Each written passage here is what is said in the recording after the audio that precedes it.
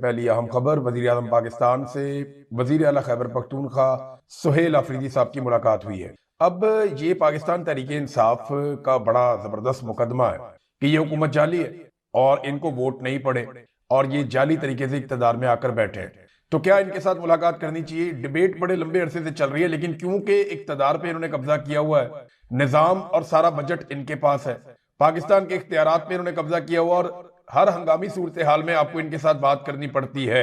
ये जब अली अमीन गंडापुर साहब ने मुलाकातें की थी, मैंने तब भी यही कहा था कि ये उनकी एक मजबूरी है, उनके ओहदे का तकाजा है, उन्हें मिलना पड़ेगा चाहे उन्हें पसंद हो या ना हो। लेकिन उस वक्त अली अमीन गंडापुर साहब पे बहुत तनकीद हुई। अब सुहेल अफरीदी साहब ने मुलाकात की है और आज भी ये उनके ओहदे का तकाजा है। लेकिन हैरत की बात यह है कि पाकिस्तान तहरीक इंसाफ के सोशल मीडिया ने खास तौर पे बड़ा मुस्बत रद्द-ए-अमल दिया है। तनकीद नहीं हुई सुहेल अफरीदी के ऊपर जैसे अली अमीन गंडापुर के ऊपर हुई थी। उसकी एक वजह जो है वो अली अमीन गंडापुर साहब का अपना जाती तर्ज अमल भी था।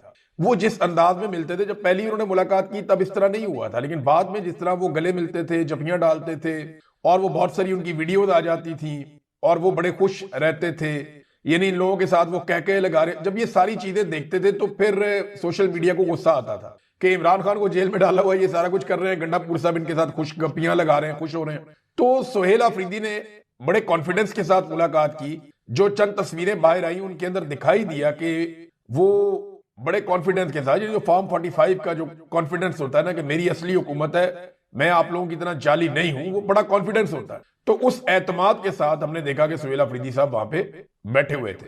अब उनके बारे में इतना कोई नेगेटिव वो आया भी नहीं। देखिए, कुछ लोग जो है ना वो इसको इस्तेमाल करते हैं, चाहे वो हुकूमत साइड पे हो चाहे वो अपोजिशन साइड पे हो। यानी अगर सुहेल अफरीदी मिलने से इनकार कर देते, जी मैं नहीं मिलता, तो वो कहा जाता जनाब ये गद्दार है, बागी है, मुल्क का दुश्मन है, फायदा नहीं सोच रहा, अपने सूबे का दुश्मन है। और मिलने की सूरत में अब यही लोग आप जबानें सुन रहे होंगे अभी कि जनाब अच्छा बच्चा बन गया है, कंप्रोमाइज हो गया है। हालांकि ये उनके ओहदे का एक तकाजा है और कुछ भी नहीं है। यहाँ पे जो एलामिया जारी हुआ वो ये है कि वजीर आला ने मुलाकात की वजीर आजम से, बलूचिस्तान के अफसोसनाक वाकये पर अफसोस किया। दहशतगर्दी जहां भी हो हम हमेशा उसकी मजम्मत करते आए, करते रहेंगे। दहशतगर्दी का ना तो कोई सूबा होता है और ना कोई मुल्क और ना कोई मजहब। वजीर आजम से एनएफसी, एआईपी, एनएचपी और दीगर बकाया जात पर तफसीली बातचीत हुई कि जनाब हमारे जो पैसे आपने देने हैं वो पैसे दें ताकि हम अपनी कौम के ऊपर, अपने लोगों के ऊपर खर्च करें। खैबर पख्तूनख्वा के माली मसाइल वजीर आजम के सामने रखे, जिस पर वजीर आजम ने अपनी टीम की जिम्मेदारी लगाई कि वो वजीर आला की टीम से मुलाकात करके फौरी तौर पर इजलास मुनक्कद करें और मसले को हल करें। दहशतगर्दी के खिलाफ मुश्तरका लाएअमल पर मशावरत जरूरी है, ये कहा गया। कबायली इजला में सूबाई हुकूमत अब तक कबायली इजला में रिलीफ की मद में अरबों रुपए अपने से खर्च कर चुकी है। मसाइल के हल के लिए हर मुमकिन कोशिश की जाएगी। मजीद फॉलो अप मीटिंग जल्द होंगी। हतमी फैसले होते ही अवाम को आगाह किया जाएगा। अब ये वो सारी चीजें, और साथ ही उन्होंने ये कहा कि ऐसे बयानात से मुकम्मल इज्तनाब किया जाना चाहिए जो इन लोगों की, जो बेचारे कबायली लोग हैं जो कुर्बानियां दे रहे हैं, उनकी दिलादारी का बायस बने। तीरा, करम और बाजोड़ के अवाम ने पाकिस्तान के लिए बेमिसाल कुर्बानियां दी हैं और आज भी दे रहे हैं। ये सारी बातें सुहेल अफरीदी ने शहबाज शरीफ के सामने रखी। अब मामला ये है कि देखिए ना, नफरत कितनी फैल गई है। वादिय तीरा में जो हमारे जर्नलिस्ट दोस्त गए हैं, मेरी उनसे बात हो रही है, वो ये बताते हैं कि जनाब यहाँ बहुत शदीद नफरत है तीरा के लोगों से, जो लोग मिल रहे हैं। वो कहते हैं जी इतनी शदीद नफरत है कि लोग वफाकी हुकूमत का और स्टेब्लिशमेंट का नाम भी नहीं सुनना चाहते और मिलिट्री ऑपरेशन को तो वो एक गाली समझते हैं। ये मैं खैबर पख्तूनख्वा में रहा हूं ना, मैं आपको बताता रहा हूं पहले भी माजी में कि मैंने कभी भी ऑपरेशन के खिलाफ इतनी जबरदस्त राय अवाम की कभी सुनी भी नहीं थी जितनी मैंने इस मर्तबा सुनी। यानी लोग शदीद नफरत करते हैं कि उनके इलाके में मिलिट्री ऑपरेशन किया जाए, वो उसके सख्त खिलाफ है। तो फिर आपको दहशतगर्दी के खात्मे के लिए लोगों के साथ बैठकर बात करनी पड़ेगी और दूसरा आपके पास कोई हल नहीं है। सादी सी बात यह है। अब इसमें जब ख्वाजा आसिफ की तकरीर चल रही थी ना वहां पे जरगे में, एतवार वाले जरगे में, तो लोग जूते उतार के फेंक रहे थे, शदीद नफरत और गालियों का मुजाहरा कर रहे थे जब ख्वाजा आसिफ की तकरीर चल रही थी। ये पाकिस्तान का वजीर दिफा है, इसने पाकिस्तानियों के दिफा की जिम्मेदारी निभानी है और कबायली इससे इस कदर शदीद नफरत कर रहे हैं। एक तो जाली फॉर्म 47 पे लाके पहले बाजुआ ने बिठा दिया, फिर लाके आसिम मुनीर ने बिठा दिया और अब वो कौम की जड़ों में बैठ गया। नफरत बेचने के अलावा इस आदमी के पास काम ही कोई नहीं है, दिन रात नफरत बेच। इस आदमी के अंदर बोझ और नफरत कूट कूट के भरी हुई और तबाही फेरी हुई है जनाब ने, जो काम ये कर रहे हैं पाकिस्तान के अंदर। और ये मेरा बड़ा पर्सनल ओपिनियन है इनके बारे में कि ये बिल्कुल ही फारगा आदमी है और जो हरकतें इन्होंने की हैं अब कबायली उसका रद्द-ए-अमल दे रहे थे और वहां से लोगों ने बताया कि जैसी नफरत का मुजाहरा कबायलियों ने ख्वाजा आसिफ साहब के बारे में किया। बहरहाल ये सुहेल अफरीदी साहब ने मुलाकात की है, लेकिन उन्होंने एक बात कंफर्म की कि इमरान खान पे मैंने खुद कोई बात नहीं की, कोई सियासी बात नहीं की, कोई सियासी मुतालबा शहबाज शरीफ से नहीं किया। अच्छा ये देखें, ये मुलाकात थी, इसमें वो एक्सपेक्ट कर रहे होंगे। मैंने भी कल वीलॉग में कहा था कि ये जरूर याद दिलाइएगा, जरा मजाक मैंने कहा था कि शहबाज शरीफ साहब आपने वो पूछ के बताना था, पूछा या नहीं, कोई जवाब आया कि नहीं आया, फिर की बनया। लेकिन ये सुहेल अफरीदी ने बड़े ज़र्फ का मुजाहरा किया और बड़ी हिम्मत का मुजाहरा किया कि ऐसे मौके पर उन्होंने कोई कमजोर बात नहीं की। ये बड़ी अच्छी बात है कि आप कमजोर बात करें ही ना। मेरी जो उसूल की बात है, इस काम के लिए मैं आया हूं, वो काम करो, मुझे तुमसे कुछ नहीं चाहिए, मैं खुद ले लूंगा जो लेना होगा। तो पॉलिटिकल जिद्दोजहद अपनी जगह पे सुहेल अफरीदी ने यह भी कहा कि मेरे ओहदे का तकाजा है कि मुझे जाना पड़ा अपने लोगों के लिए, वरना मैं बतौर सियासी कारकुन यहां कभी भी नहीं जाता और इन्हें कभी भी नहीं मिलता। अब नाजरीन, कल फिर अडयाला जेल में मुलाकात का दिन है। पाकिस्तान तहरीक इंसाफ ने अनाउंसमेंट किया कि लोग 2 बजे वहां पे पहुंचे, इमरान खान साहब की बहनों की मुलाकात करवाने की कोशिश की जाए। लेकिन ऐसा लगता नहीं है कि पाकिस्तान की मिलिट्री एस्टेब्लिशमेंट इमरान खान साहब की मुलाकातें होने देगी, और जो सियासी उनके सहूलतकार हैं वो भी मुलाकात नहीं होने देंगे। वो ये समझते हैं कि इमरान खान साहब से जब उनकी बहनें और उनकी फैमिली मिलेगी तो इमरान खान साहब स्टेटमेंट देंगे, वो स्टेटमेंट उनके ट्विटर के ऊपर भी जाएगा, वो हर तरफ जाएगा, और पाकिस्तान पूरे के अंदर एक नया बयानिया खड़ा हो जाएगा जिसका मुकाबला करने में फिर 1 महीना लग जाएगा एस्टेब्लिशमेंट को। इमरान खान साहब का एक ट्वीट आता है, उसके बदले में 4 प्रेस कॉन्फ्रेंस DGISPR करते हैं, फिर भी उसका असर खत्म नहीं कर सकते। ये एक रियलिटी तो है ना, इमरान खान का मुकाबला ये नहीं कर पा रहे। इमरान खान के बेटों से भी डरे हुए हैं, यानी वो बच्चे हैं, वो उनका सियासत में ताल्लुक भी कोई नहीं है, और वो कोई क्लेम भी नहीं है कि उन्होंने सियासत करनी है। वो अपने वालिद को मिलने के लिए आना चाहते हैं, उन्होंने वीजे के लिए अप्लाई किया है। ड्रॉप साइट न्यूज बता रहा है जी उनको वीजे ही नहीं मिल रहे। और जमायमा खान कहती हैं ये खिलाफ वर्जी हो रही है इंसानी हकूक की, बुनियादी हकूक की। अब ना कोई इंसानी हकूक देखता है, ना कोई बुनियादी हकूक देखता है, क्योंकि डोनाल्ड ट्रंप साथ है और बोर्ड ऑफ पीस का पाकिस्तान मेंबर बन गया है, और अमन के नोबेल इनाम के लिए डोनाल्ड ट्रंप को इन्होंने नामजद कर दिया है, और इसराइल ने भी कर दिया है। तो यहां पे पाकिस्तान की एस्टेब्लिशमेंट ने इस चीज को मैनेज किया है, इस चीज को इन्होंने मैनेज किया है कि किस तरीके से अमेरिका को और डोनाल्ड ट्रंप को राजी रखना है। तो ये करने में कम से कम ये कामयाब रहे। अब इमरान खान के बेटों को वीजा नहीं दिया गया, ये मामला कहां जाएगा इस पे हम देख लेते हैं। कुछ लोग नाजरीन एक चूरन बेच रहे हैं, ये बड़ा इंटरेस्टिंग है, आपके सामने रखना बहुत जरूरी है और इसको आपने ज़हन में रखना है। कुछ लोग ये चूरन बेच रहे हैं, आने वाले दिनों में इसको ज्यादा बेचा जाएगा कि जनाब कुछ सहाफी हैं, कुछ यूट्यूबर्स हैं, और कुछ जो हैं वो सोशल मीडिया के एक्टिविस्ट हैं, कुछ पाकिस्तान के अंदर हैं, कुछ पाकिस्तान के बाहर हैं, ज्यादातर पाकिस्तान के बाहर हैं। इन लोगों की वजह से इमरान खान साहब एस्टेब्लिशमेंट से बातचीत नहीं कर पा रहे, या इनकी वजह से इमरान खान साहब पीछे नहीं हट पा रहे और मामला अपना तय नहीं कर पा रहे और जेल से बाहर नहीं आ पा रहे। भाई इमरान खान ने तो पहले दिन से कहा कि मैं एस्टेब्लिशमेंट से बात करना चाहता हूं, क्योंकि इनको वापस बैरकों में भेजना है। इमरान खान ने तो पहले दिन से कहा कि वो बातचीत करना चाहता है। उसने कब कहा कि मैं बातचीत नहीं करना चाहता? इमरान खान तो कहता है बातचीत करना चाहता हूं, डील नहीं करना चाहता। चले इसको ऐसे ले लें कि ये चूरन बेचा जा रहा है, ये आने वाले दिनों में बहुत ज्यादा बेचा जाएगा। मैं आपको पहले बता रहा हूं कि इमरान खान डील इसलिए नहीं कर रहा कि उसके ऊपर कोई सहाफियों का, सोशल मीडिया का और कुछ यूट्यूबर्स का दबाव है। ये लोग फिर इमरान खान को जानते हैं, इन्हें इमरान खान का पता ही नहीं है। देखिए हकीकी आजादी का नारा सबसे पहले किसने लगाया? इमरान खान ने लगाया। ये किसने कहा था कि जब तक मेरे में खून है और जब तक मेरे अंदर सांस बाकी है मैं इनका मुकाबला करूंगा? ये इमरान खान ने कहा था। मुझे डरा हुआ देखना इनकी हसरत रह जाएगी, ये भी इमरान खान ने कहा था। मैं इनके सामने नहीं झुकूंगा, मैं इनका गुलाम नहीं बनूंगा, ये भी इमरान खान ने कहा था। और मैं आसिम मुनीर के सामने नहीं झुकूंगा, ये भी इमरान खान ने कहा था। देखिए पाकिस्तानियों को ये लड़ाई और इसका ये जो लेवल है, इस लेवल पर ये सारा शऊर इमरान खान साहब ने दिया, ये जो अब मौजूदा है। और इमरान खान साहब खुद इसका हिस्सा है, वो खुद अपनी मर्जी से इमरान खान साहब इस लड़ाई में उतरे हैं। मैं आपको छोटा सा वाकया बता देता हूं। मार्च में 2023 में बहुत लड़ाई हो रही थी यहां पे जमान पार्क के बाद। तो रात के वक्त मैं अपना प्रोग्राम करने के बाद जब वहां गया, मुझे मौका मिला, हर तरफ आंसू गैस की शेलिंग थी, बदबू थी। उस वक्त पुलिस वालों को पसपा करके भगा दिया था कारकुनों ने, काफी लोग जख्मी पड़े हुए थे, ऐसा लग रहा था मैदान जंग का मंजर है। मैं अंदर गया, मैंने इमरान खान साहब से मुलाकात की, तो मैंने उन्हें उस दिन कहा, मैंने कहा खान साहब बाहर लोग आजादी के नारे लगा रहे हैं, लोगों ने आपके नारे को संजीदा लिया है। तो आपको पता है कि जब लोग आजादी का नारा लगाते हैं तो फिर वो ये उम्मीद करते हैं कि हम आजादी की अब लड़ाई लड़ेंगे और आजादी लेंगे, अब जो हकीकी आजादी आप कहते हैं। तो क्या आप ज़हनी तौर पे इस सारे के लिए तैयार हैं? तो उन्होंने कहा दूसरा रास्ता ही कोई नहीं है इमरान। ये इमरान खान साहब ने मुझे कहा कि दूसरा रास्ता ही कोई नहीं है, मैं जेल भी जाने के लिए तैयार हूं, मैं कोई भी कुर्बानी देने के लिए तैयार हूं, ये मुझे मार भी देंगे मैं फिर भी तैयार हूं। ये इमरान खान साहब के अल्फाज थे उस रात को। ये गालिबन 14-15 तारीख थी, मार्च की वो रात थी। मैं वहां पे गया था, तो मैंने उनसे एक दो सवाल किए थे, ये उनके जवाब थे। तो इमरान खान साहब अपनी मर्जी से आए थे, और जिसे लगता है ना कि इमरान खान साहब को कोई सोशल मीडिया या कोई दानिश्वर या कोई इमरान खान को यूट्यूबर या कोई सहाफी वो रोक पाएंगे अपना फैसला करने से, वो फिर इमरान खान को जानते ही नहीं, उन्हें पता ही नहीं है इमरान खान कौन है। ये कोई भी फैसला इमरान खान कर सकता है। देखिए ना, उस्मान बुज़दार के खिलाफ हमने कितनी स्टोरीज की, कितने प्रोग्राम किए, कितना कुछ किया। अगर इमरान खान इन्फ्लुएंस में आने वाला आदमी होता तो उस वक्त इमरान खान उस्मान बुज़दार को हटा देता। इमरान खान ने उस्मान बुज़दार को नहीं हटाया, सारा दबाव हमने डाला, नहीं हटाया। जब कोरोना वायरस आया, पूरे पाकिस्तान ने इमरान खान पे दबाव डाला, लॉकडाउन लगा दो। मिलिट्री एस्टेब्लिशमेंट ने पैगामात भिजवाए, लोगों को कायल किया, सबको फोन किया कि मुल्क बंद कराओ, लॉकडाउन लगाओ।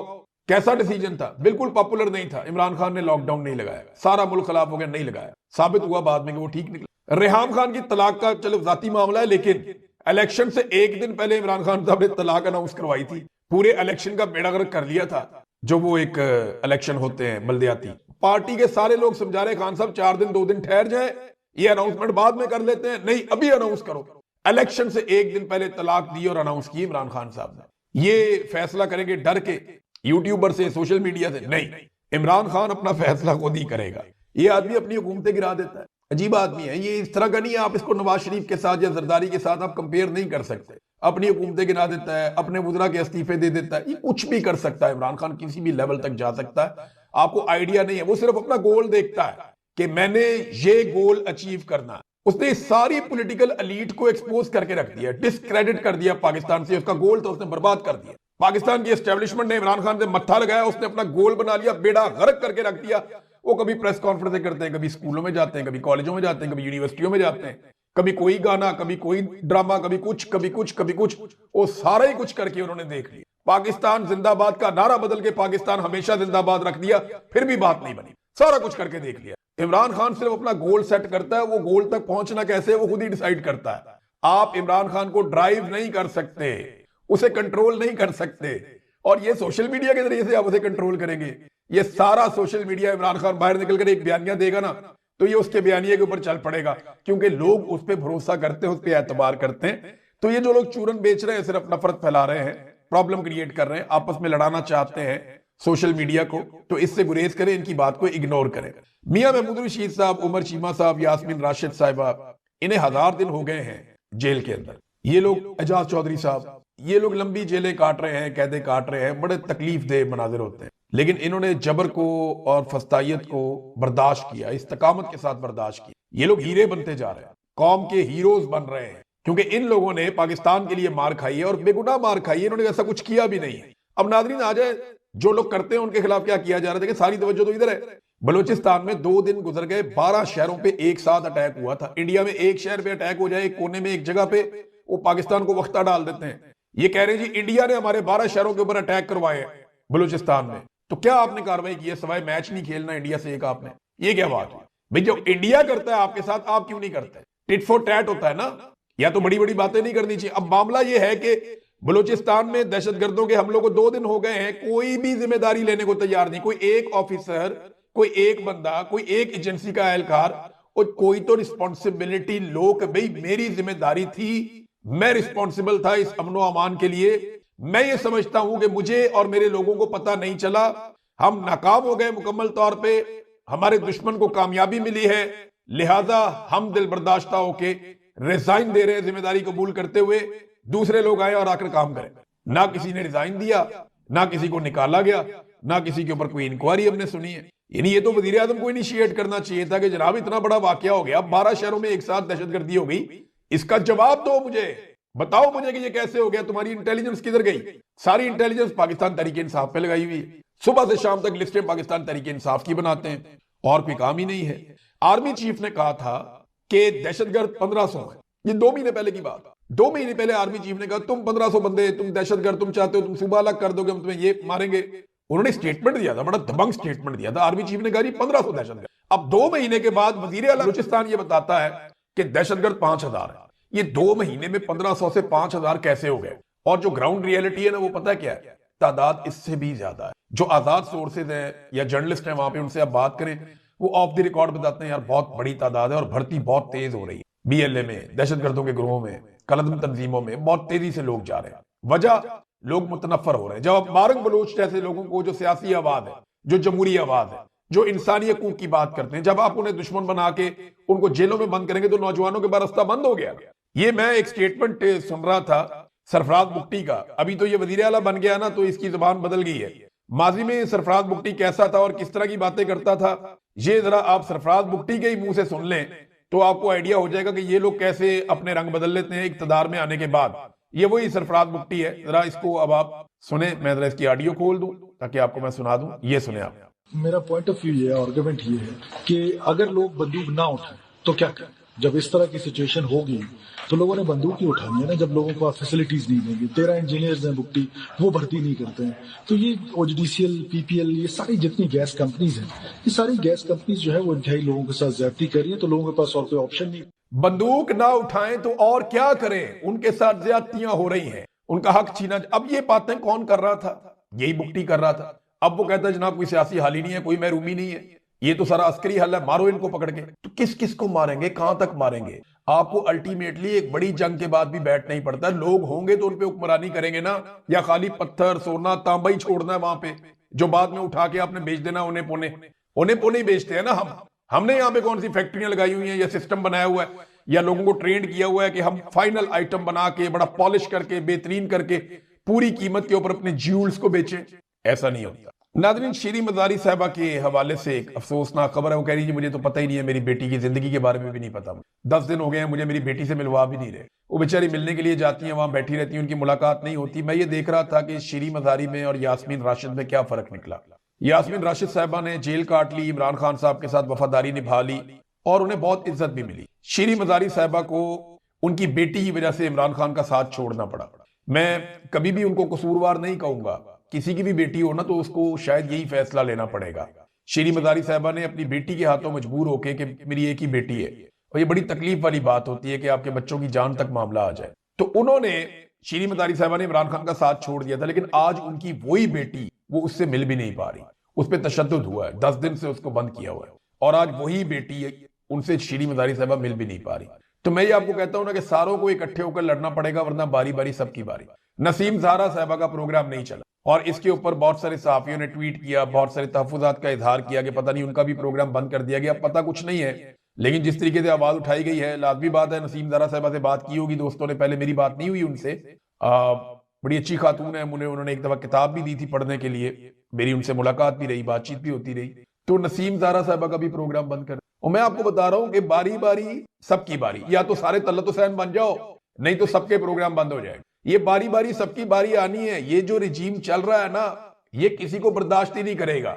इनको इस बात पे यकीन है कि इनका मुकाबला कोई नहीं कर सकता, क्योंकि डोनाल्ड ट्रंप आजकल इनके साथ है। लेकिन जिस वक्त इन्होंने डोनाल्ड ट्रंप को किसी बात पे भी इनकार करने की जरूरत की, उसके बाद एक नया खेल शुरू हो जाए। नाज़रीन, एक डाटा है मेरे पास कि किसके दौर में पाकिस्तानियों पे कितना कर्जा चढ़ा।